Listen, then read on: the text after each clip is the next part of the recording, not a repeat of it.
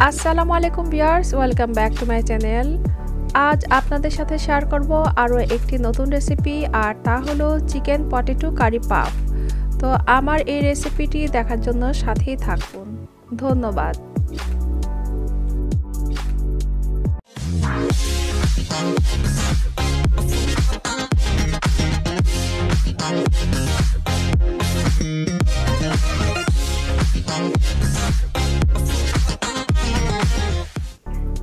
প্রথমে আমি নিয়ে নিব 1 কাপ পরিমাণ মুরগির গোশত হাড় ছাড়া এবং 1 কাপ পরিমাণ কিউব করে কাটা আলু, আধা কাপ পরিমাণ পেঁয়াজ, কয়েকটি মরিচ কুচি, কয়েকটি এলাচ, দারচিনি, আধা চা চামচ কালো গোলমরিচ গুঁড়ো এবং 1 চা চামচ করে জিরা এবং আদা রসুন পেস্ট। একটি কড়াইতে 4 টেবিল চামচের মতো তেল দিয়ে তাতে দিয়ে দিব এলাচ, দারচিনি, এগুলি একটু ফোড়ন কেটে তারপর দিয়ে দিব একসাথে আলু এবং পেঁয়াজ কাটাগুলো। এগুলো 2-1 মিনিট ভেজে নিব। তারপর দিয়ে দিব যে হাড় ছাড়া মুরগির গোশতগুলো নিয়েছি সেগুলো সব একসাথে ভেজে নিব 3-4 মিনিটের মতো। তারপর দিয়ে দিব সব মশলা এবং লবণ। আবারও রান্না করব 2 মিনিটের মতো। এবার দিয়ে দিব 1/4 কাপ পরিমাণ পানি। তারপর সব কিছু ভালো করে নেড়েচেড়ে মিশিয়ে জালটা মিডিয়াম টু লো ফ্লেমের কাছাকাছি রেখে রান্না করব 5-6 মিনিটের মতো। তারপর দিয়ে দিব কাঁচামরিচ। এখন সব কিছু খুব ভালো সেদ্ধ হয়ে গেছে। এবার একটু আলুগুলোকে একটু ভেঙে ভেঙে দিব। আর এই তো তৈরি হয়ে গেল পাফ এর ভেতরের পুর। প্রথমে একটি ডো বানাবো, তার জন্য লাগবে 1 কাপ পরিমাণ ময়দা, 2 চিমটি পরিমাণ লবণ, 2 টেবিল চামচ পরিমাণ রান্নার তেল। এবার এই সবগুলো উপকরণ একসাথে খুব ভালো করে হাত দিয়ে মিশিয়ে নেব। তারপর একটু একটু করে দিয়ে দিব পানি। আর এই তো তৈরি হয়ে গেল প্রথম ডো। এবার করতে হবে দ্বিতীয় আরেকটি ডো, আর তার জন্য লাগবে আবারও আধা কাপ পরিমাণ ময়দা, 20 গ্রাম পরিমাণ বাটার, 1 টেবিল চামচ পরিমাণ রান্নার তেল আর একটু লবণ। আবারও এই সবগুলো উপকরণকে খুব ভালো করে একটু একটু করে মিশিয়ে নিতে হবে। আর এই তো হয়ে গেল দ্বিতীয় ডো। এবার এই ডোটাকে 20 মিনিটের জন্য রেস্টে রাখতে হবে। তারপর এগুলোকে হাত দিয়ে মেখে প্রত্যেকটা ডোকে 4 ভাগে ভাগ করে নিতে হবে।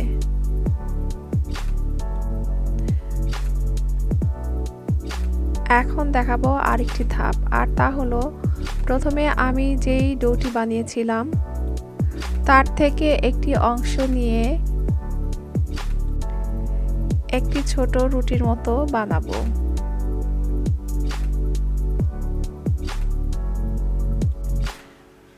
এবং তারই ভিতরে আমি যেই দ্বিতীয় ডোটি বানিয়েছিলাম তার থেকে একটি অংশ এনে এভাবে গোল করে মুড়িয়ে নেব, ঠিক একটি রুটি বানানোর এমন প্যারার মতো।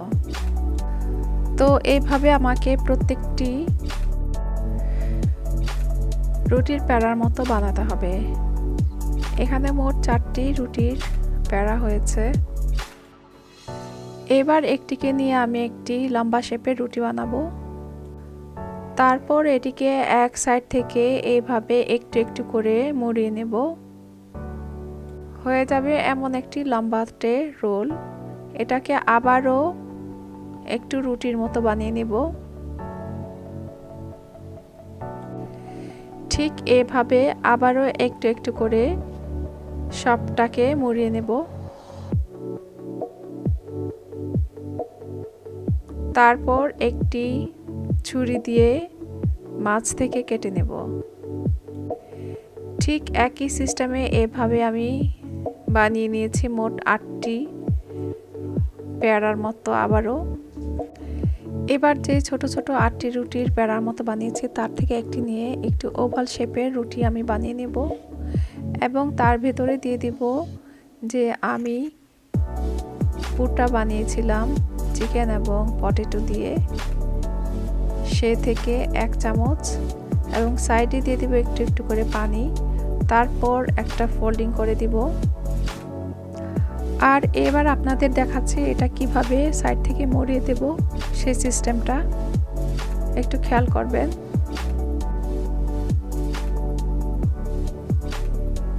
তো প্রথমে একটা সাইড থেকে শুরু করতে হবে, একটু চেপে চেপে এভাবে ভেঙে ভেঙে মুড়িয়ে দিতে হবে।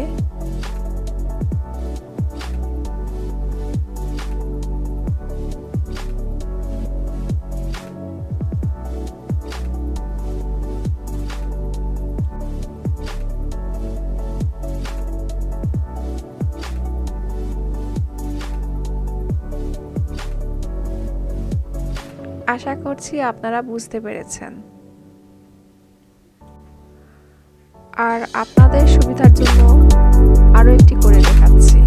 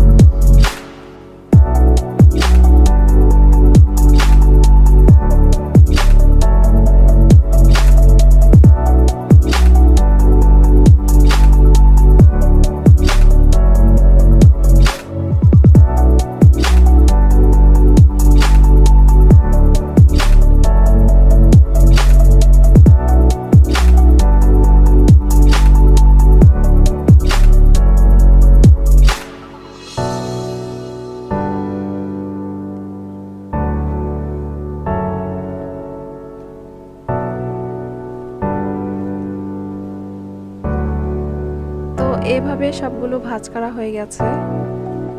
এবার একটি ফ্রাইং প্যানে যথেষ্ট পরিমাণ তেল নিয়ে গরম করে নিব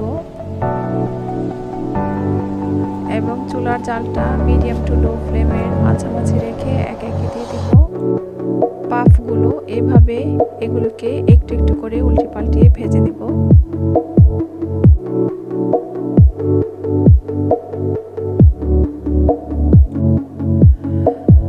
আর এই তো হয়ে গেল খুবই মজাদার চিকেন পটেটো কারি পাফ।